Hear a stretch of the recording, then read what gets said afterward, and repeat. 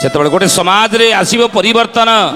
ଯେଉଁ ଧନୀ ଗରିବର ଯେଉଁ ଉଚ୍ଚ ନିଚର ଭେଦଭାବ ରହିଛି, ବଡ଼ ସାନର ଯେଉଁ ଭେଦଭାବ ରହିଛି, ମୋର ଗୁରୁଦେବ ବେଦମୂର୍ତ୍ତି ତପନିଷ୍ଠ ପଣ୍ଡିତ ଶ୍ରୀରାମ ଶର୍ମା ଆଚାର୍ଯ୍ୟ ଅଖିଳ ବିଶ୍ୱ ଗାୟତ୍ରୀ ପରିବାର ଗୁରୁ ତାଙ୍କ ନୀତିବାଣୀରେ କହିଛନ୍ତି, ଯୁଗ ପରିବର୍ତ୍ତନ କବରେ କେସେ ଏ ପୁସ୍ତକରେ ଲେଖିଛନ୍ତି ଏବଂ ମହାକାଳଙ୍କ ଯୁଗ ପ୍ରତ୍ୟାବର୍ତ୍ତନ ପ୍ରକ୍ରିୟାରେ ଲେଖିଛନ୍ତି ଯେ ଆଗାମୀ ସମୟରେ ଗୋଟିଏ ସମାନତା ସମାଜରେ ଆସିବ।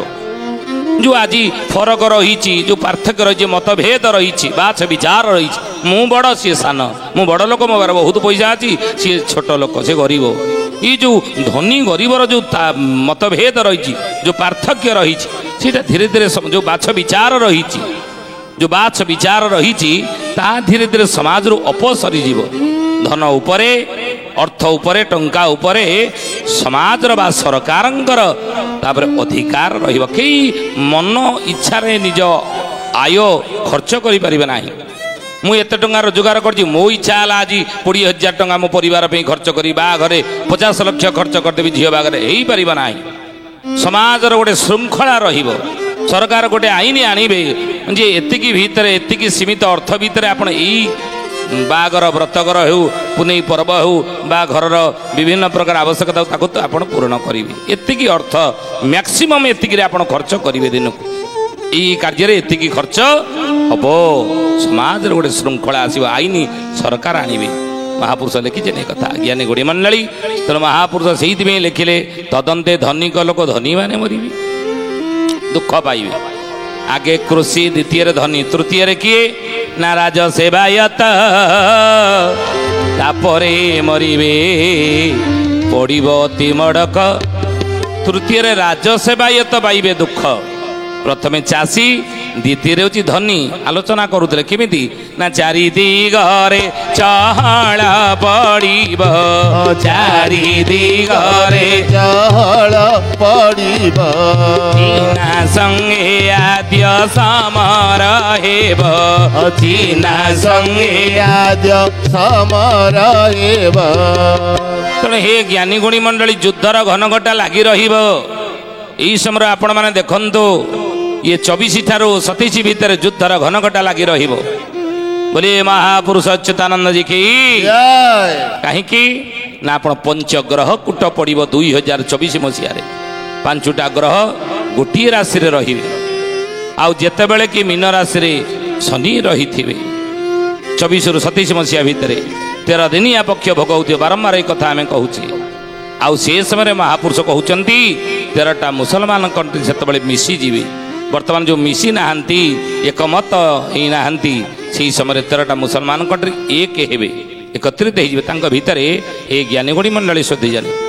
ସେତେବେଳେ କି ମହାପୁରୁଷ ଲେଖିଛନ୍ତି, ଯେତେବେଳେ ପଞ୍ଚଗ୍ରହ କୂଟ ପଡ଼ିବ, ମୁସଲମାନ ମାନଙ୍କର ଲେଖାଯାଇଛି କୋରାନରେ ଯେ ସେତେବେଳେ ମୁସଲମାନ ମାନଙ୍କ ପାଇଁ ଗୋଟେ ଭଲ ସମୟ ସେତେବେଳେ ଆସିବ। କ'ଣ ସମୟ ନା ସେତେବେଳେ ସେମାନେ ମିଶିବେ, ସବୁ ଦେଶମାନେ ସେତେବେଳେ ମିଶିଯିବେ। ତାଙ୍କର 13ଟା ମୁସଲମାନ କଣ୍ଟ୍ରି ଏକତ୍ରିତ ହେବେ, ମିଶିବେ, ଆଉ ଆକ୍ରମଣ କରିବେ, ଯୁଦ୍ଧର ପରିସ୍ଥିତି ସୃଷ୍ଟି କରିବେ, ଭାରତ ଉପରେ ଆକ୍ରମଣ କରିବେ। ଆଉ ଯୁଦ୍ଧ ହେଲେ ସେତେବେଳେ ସମସ୍ତ ଟଙ୍କା ଯାହା ରଖିছে ସବୁ ସେନାବାହିନୀ ଖର୍ଚ୍ଚ ହେବ। ହୋଇବ ମହାସମର, ଦେଶ ଦେଶ ମଧ୍ୟରେ ଅତି ପ୍ରବଳ ଯେ ପୃଥ୍ୱୀ ହୋଇ ଜୀବନାର ଖାର ସୁଜନେ ଯେ, ପୃଥ୍ୱୀ ହୋଇ ଜୀବନାର ଖାର ସୁଜନେ ଯେ, ପୃଥ୍ୱୀ ହୋଇ ଜୀବନାର ଖାର ସୁଜନେ ଯେ। ଦେଶ ଦେଶ ମଧ୍ୟରେ ଯୁଦ୍ଧ, ସୀମା ବିବାଦକୁ ଲାଗିକି ହେବ। ସୀମା ବିବାଦ ପାଇଁ ହେବ। ଯେଉଁ ଦେଶର ଯେଉଁ ଦେଶ ସହିତ ଏହି ଜ୍ଞାନୀ ଗୁଣୀ ମଣ୍ଡଳୀ ଲେଖିକି ରଖନ୍ତୁ ଏ କଥା, ସୀମା ବିବାଦ ରହିଥିବ ଯେଉଁ ଦେଶ ସହିତ ଯେଉଁ ଦେଶର, ଏ ଦେଶ ଦେଶ ଭିତରେ ଯୁଦ୍ଧ ହେବ। ବର୍ତ୍ତମାନ ଯୁଦ୍ଧର ଘନଘଟା ଦେଖନ୍ତୁ ଚାଲିଛି କିଭଳି ଭାବରେ। ସେହି ସମୟରେ ମହାପୁରୁଷ ଲେଖିଛନ୍ତି ମାଳିକାରେ ଏ କଥା, ଏ ଜ୍ଞାନୀ ଗୁଣୀ ମଣ୍ଡଳୀ ଭାରତ ଉପରେ ଚୀନ ଆକ୍ରମଣ କରିବ। ଆଉ ସେତେବେଳେ ମହାପୁରୁଷ କହୁଛନ୍ତି ଧନ ବଡ଼ ବଢ଼ିଆ ଯେ କେହି ରହିବେ ନାହିଁ। ତେଣୁ ଆଗେ ଚାଷୀ, ଦ୍ୱିତୀୟରେ ଧନୀ ମାନେ ଦୁଃଖ ପାଇବେ, ତୃତୀୟରେ କିଏ ରାଜ ସେବାୟତ। ରାଜ ସେବାୟତ କହିଲେ କ'ଣ? ରାଜାଙ୍କର ଯିଏ ସେବା ପ୍ରଦାନକାରୀ, ରାଜାଙ୍କ ନିକଟରେ ଯିଏ ରହିକି ସେବା କରୁଛନ୍ତି। ରାଜା ଶାସନ ନାହିଁ, ସେବା କିଏ କରିବେ ନା ମନ୍ତ୍ରୀ ଶାସନ ସରକାର। ତେଣୁ ସରକାରଙ୍କର ଯିଏ ସେବାୟତ ସରକାରୀ ଚାକିରିଆ ସେଇମାନଙ୍କ ଉପରେ ଦୁଃଖ ପଡ଼ିବ। ମହାପୁରୁଷ ଲେଖିଲେ କେମିତି ଦୁଃଖ ପଡ଼ିବ ନା ହୁକୁମ ଜାହିର ଦିନୁ ଦିନ ହେବ ପ୍ରଜା ହେବେ ଛଟପଟ, ବଉଳଲ ପ୍ରଜା ହେବେ ଛଟପଟ। ଘରି ଘରି ହାଣ ଗୋଡ଼ ଲାଗିଥିବ ଚାକିରିଆ ହେବେ ନଷ୍ଟ। ନାହିଁ ବେଶୀ ଭେଳ ଆଉ ଲୋଭ ବହୁଳ ନିକଟେ ହୋଇବ ଦେଖା, ବହୁଳଲ ନିକଟେ ହୋଇବ ଦେଖା। ସଖା ମାନେ କହି ଯାଇଛନ୍ତି ପୁରାଣେ ହୋଇଛି ଲେଖା। ଜୟ ଜଗନ୍ନାଥ ଜୟ ଜଗନ୍ନାଥ ଜୟ ଜଗନ୍ନାଥ ଜୟ ଜଗନ୍ନାଥ। ତୃତୀୟରେ ଦୁଃଖୀ ହେବେ କିଏ? ଦୁଃଖ ପାଇବେ ତୃତୀୟ କିଏ? କେଉଁମାନେ ତୃତୀୟରେ କେଉଁମାନେ ଦୁଃଖ ପାଇବେ ନା ଜଗତେ ପଡ଼ିବ ଦୁଃଖ ଲୋବଉଳ ବିରଜା ଦେଲେଣି ଡାକ। ଇଏ ଜଗତ ଉପରେ ଦୁଃଖ ପଡ଼ିବ। ଦୁଃଖ ପ୍ରଥମେ ଭୋଗିବେ କିଏ ନା ପ୍ରଥମେ ଜଗତ ଉପରେ ଚାଷୀମାନେ ଦୁଃଖ ଭୋଗିବେ। ଦ୍ୱିତୀୟରେ ଦୁଃଖ ଭୋଗିବେ କିଏ ନା ଧନୀମାନେ ଦୁଃଖ ଭୋଗିବେ। ତୃତୀୟ ଦୁଃଖ ଭୋଗିବେ କିଏ ନା ସରକାରୀ ଚାକିରିଆ ବା ରାଜ ସେବାୟତ। କେମିତି ଦୁଃଖ ଭୋଗିବେ ନା ଅଚ୍ୟୁତାନନ୍ଦ ମହାପୁରୁଷ ମାଳିକାରେ ଲେଖିଲେ ହୁକୁମ ଜାହିର ଦିନୁ ଦିନ ହେବ ପ୍ରଜା ହେବେ ଛଟପଟ। ହୁକୁମ ଜାହିର କହିଲେ ନୂଆ ନୂଆ ହୁକୁମ କହିଲେ ଆଇନ ସରକାର ଆଣିବେ। ଏଇ ନୀତି ନିୟମରେ ତୁମେ ଯଦି ଚାକିରି କରିବା ଆସ, ଅତି କମରେ 8 ଘଣ୍ଟା ଡ୍ୟୁଟି କରିବ ଯଦି ଆସ, ନାଇଁ ଆହୁରି ମଧ୍ୟ ହୁକୁମ ଜାହିରି ହେବ। ଏଇ ଜ୍ଞାନୀ ଗୁଣୀ ମଣ୍ଡଳୀ ଶୋଧିଜାନି ମହାପୁରୁଷ ସେଇଥିପାଇଁ କହିଲେ ସେତେବେଳେ କ'ଣ ହେବ ନା ଚାକିରିଆ ହେବେ ନଷ୍ଟ। ଆଜିକାଲି ସମାଜରେ ଆପଣ ଦେଖନ୍ତୁ, ଅତୀତ ଥିଲା ଯଦି 100-150 ବର୍ଷ ତଳକୁ ଆମେ ଚାଲିଯିବା, ସେତେବେଳେ ସରକାରୀ ଚାକିରି କରିବା ପାଇଁ କେହି ମନ ବଳଉନଥିଲେ। ଏହି କରିବା କ'ଣ, କାହିଁକି ଆମେ ସେଠି ଘଟିବା? ଆମର ହାତ ଅଛି, ନିଜ ହାତ ତ ଜିନ୍ଦାବାଦ ନୁହେଁ। ଚାଷ କାମ ଯାହାର କେଡ଼େ ସୁଖ ତାହାର, କହନ୍ତିନି ଚାଷ କାମ ଯାହାର କେଡ଼େ ସୁଖ ତାହାର। ତେଣୁ ଚାଷ କାମକୁ ସମସ୍ତେ ସୁଖ ବୋଲି ଭାବୁଥିଲେ।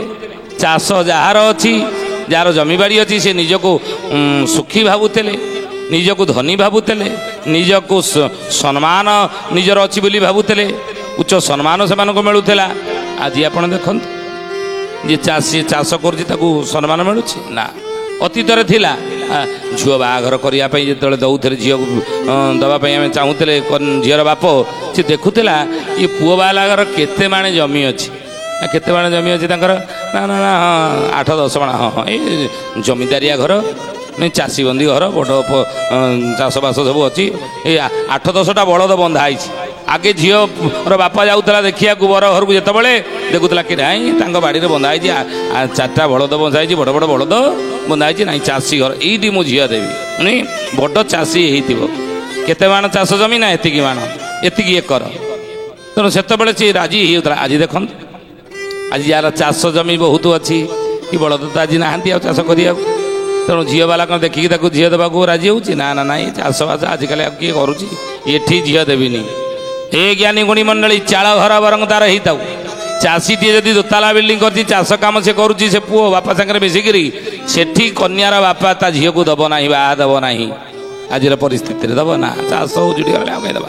କିନ୍ତୁ ଦେଖିବ ଚାଳ ଘର ବରଂ ହେଇଥାଉ, ପୁଅ ପିଅନ ଚାକିରି କରିଥାଉ ସ୍କୁଲରେ, କିନ୍ତୁ ଏଇଠି ମୁଁ ଝିଅ ଦେବି। ପିଅନ ଚାକିରି କରିଥାଉ, ମାସକୁ 20,000 ଟଙ୍କା ପାଉଛି, ତ 10-15,000 ପାଉଛି, ବଢ଼ିବନି, ବଢ଼ି 70 ହେବନି। ତେଣୁ ସେଠିକି ମୁଁ ଝିଅ ଦେବି। ଆଗରୁ ଦେଉନଥିଲେ, କିନ୍ତୁ ଏଇ କିଣା ଦେବାକୁ ରାଜି ନାଇଁ। କିନ୍ତୁ ମହାପୁରୁଷ କହିଛନ୍ତି ବାବୁରେ ଆଗକୁ ସମୟ ଆସିବ, କେତେବେଳେ ନା ଯେତେବେଳେ ମହାପୁରୁଷ ରାଜ ସେବାୟତ ତାପରେ ମରିବେ, ପଡ଼ିବ ତିମଡ଼କ। କାହିଁକି?